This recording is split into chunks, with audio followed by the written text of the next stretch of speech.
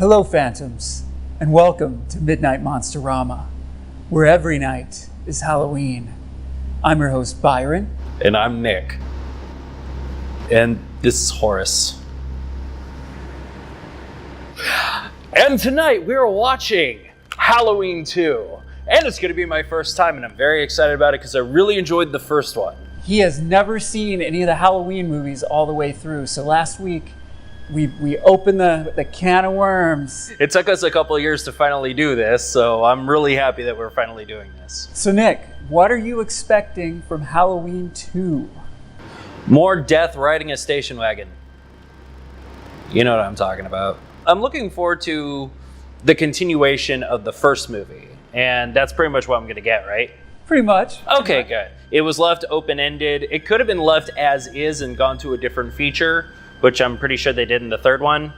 I mean, I may not have seen these movies all the way, but I know a good portion of the lore. Yeah, I'm really looking forward to seeing more of Michael Myers and what he's able to do. Yeah, and a little bit of history and information about Halloween 2. This film came out in 1981. It was directed by Rick Rosenthal. John Carpenter and Deborah Hill were once again back as screenwriters, and they also produced this one. But a bit of context. Halloween comes out in 78, opens the floodgates. Between 1978 and 1981, there are over 30 slasher films that came out.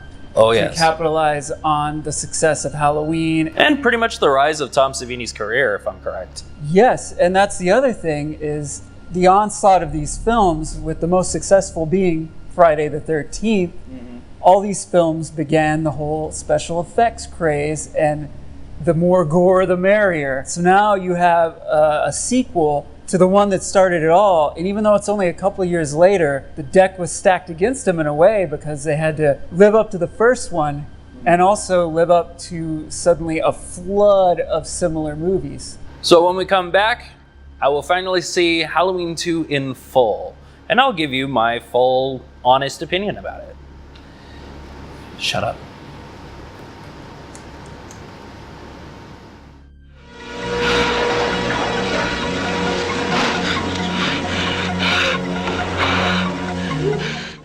And we're back. I have to say, watching this one was a lot of fun because you could tell that they had a bigger budget. It was brought to Universal Studios. Hey, look what we got. We have a budget, so we could start doing some mass effects and everything. I'd have to say the only problems that I had with it were like certain continuity errors. Like, say somebody gets stabbed with a scalpel and the scalpel is clean. Jimmy, or whatever his name is, he lands in that big puddle of blood, which made me laugh my butt off. But then when he was in the car, like, his back was pretty much clean. You know, just minor things, but otherwise, it definitely broadened the horizon, especially making Jamie Lee Curtis's character his sister. So that was kind of a nice twist, even though technically I already knew that, but still. So, I have a bit of a love-hate relationship with Halloween 2. And at first I thought maybe my perception would change, watching it with you for the first time, and and that opening is just so strong and good and like it's epic, and I love that about it. But there's some stuff that really bugs me about this film. One, I don't like the retcon of making it his sister, because to me I feel like it narrows it in, where the first film goes to great lengths to show how random he could start stalking you. You drop off a key at the front of the Myers house, you yell "speed kills, jerk." Wrong place, wrong time, essentially. Yeah, and then you become a target of this boogeyman, and that's terrifying. Any of us could be a target with the dude from the first movie. In this one now, he's still randomly killing people, but it seems more like, well, as long as you stay away from his relatives, you'll probably be okay. Yeah, he's like, you can't do anything to her because I'm going to kill her, and I'll kill you, and you. I guess it is a little, like, off-kilter to do that sort of thing. And you do see that a lot in movies nowadays. Maybe they were taking a nod to the Friday the 13th franchise by saying, oh, relatives, that works out well. And Carpenter admits he was trying to come up with another story element. He said he probably had a few beers that night, and it's like, sister, there it is. Hey, might as well. And if anything, I'd like to have a couple beers with Carpenter as well. Me too. So that bothers me a little bit. I feel like the middle of that movie feel more like it's meandering, where I'm kind of like, All right, here's a stupid security guard in one of the worst stalk and kill sequences ever put to film. Couple things in the middle there that irk me. It was definitely an ebb and flow. Like you feel the tension, you feel the action, and then it just kind of goes on to this person's story and that person's story without really telling a story, but it does kind of get a little slapdash in the middle. Yeah. But I do like the fact that it does end up everywhere in a hospital in one location. So that's pretty good, at least. Yeah. I get a little irked that the hospital is so empty. Like, I'm from a small town. There was 2 hospitals. There was always hundreds of people in them at all times.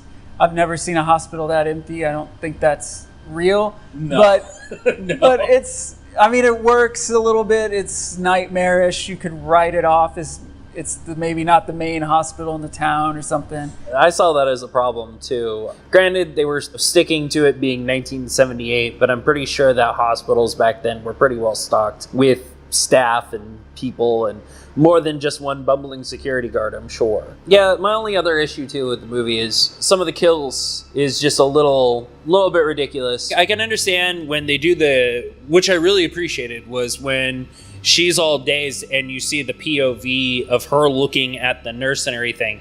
That was great. And then the lift up from the stab, a simple one stab thing is not an instant kill. But just for the sake of horror stories and scary stories and stuff, it makes sense. It's supposed to be like a nightmare. It is supposed to be a tale that you tell in the dark or around a fireplace. So I took it for what it was. Otherwise, the other kills that he did were just fantastic. Often funny, too. I'm glad that one dude did it. God, that guy was a pain in the butt. Leo Rossi, man. Great actor, but man, his character. Yeah. He's much better in Relentless, serial killer movie. And then, inexplicably, there's like 4 or 5 sequels. Dead on Relentless 2. Maybe I'll like him more there. Yeah.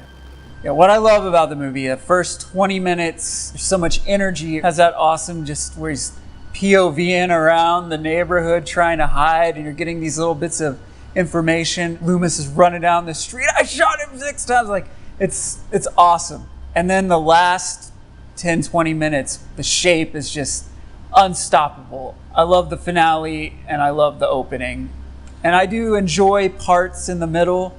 And like you, I can sometimes watch this film and just kind of let go of the whatever and just think of it, like you said, it's a dark, scary story. It doesn't have to totally make sense. Yeah. A lot of times it feels like Laurie's trapped in a nightmare. Which, technically she kind of is, really. I mean, a living one, but... And then I did like the continuation of the nods to the greats, whereas the first movie, the children were watching The Thing. And then the old lady with the ham knife, they were watching Night of the Living Dead. How they moved the lines from that movie and that scene together was just fabulous. Kind of like the security guard, he was looking through his magazine and there was another horror film playing. The movie was being played in the background, but you saw the security camera with Michael Myers walking around. He had this grainy black and white and this figure walking slowly with all this horror element going on in the background. It's those subtle little nods that really make me appreciate a film. And then, of course, the finale was just everything and more. Especially when he's just, walking through the glass and everything. Yeah. I mean, they shoot him in the brain, and he's just a little inconvenienced because he got blood in his eye. Walking on fire. Oh, man. The walking on fire bit really got me. I like that. I give Halloween 2 7 out of 10. I was thinking 7 pumpkins. And it's a very well done film. It's got a lot of good stuff. There are moments where it'd be more like 3 out of 10, but I feel like the other stuff I love so much brings it back up to that 7. Yeah, same. Because I could see doing this as a night of just the first 2 films alone and doing a double feature. You watch the first one, you take it really seriously, and then you just pull a John Carpenter and have a couple of beers, watch the second one. Perfect. Well, that's 2 down out of, 11? If we include the remakes, there are 10 plus the new one. So 11. Yeah. And we're going to continue this next time with part 3. I heard that was a fan favorite to some and to others, not so much. It's like Hellraiser. Demons to some, angels to others. Exactly. And same thing with sequels. Winners to some, rotten eggs to others. But also, what's very important too is that we want to know exactly how you feel about this film. Have you seen it? Have you never seen it? Will you go by what we say about it? Please be part of the conversation, and also leave a like and subscribe, and also hit that little bell notification on the side so you know when the next episode of Midnight Monster-Rama is. Well, dear Phantoms, we're signing off. This is Nick. I'm Byron. That's Horace. Have a great night. That sounded like Horace. I hope he's okay.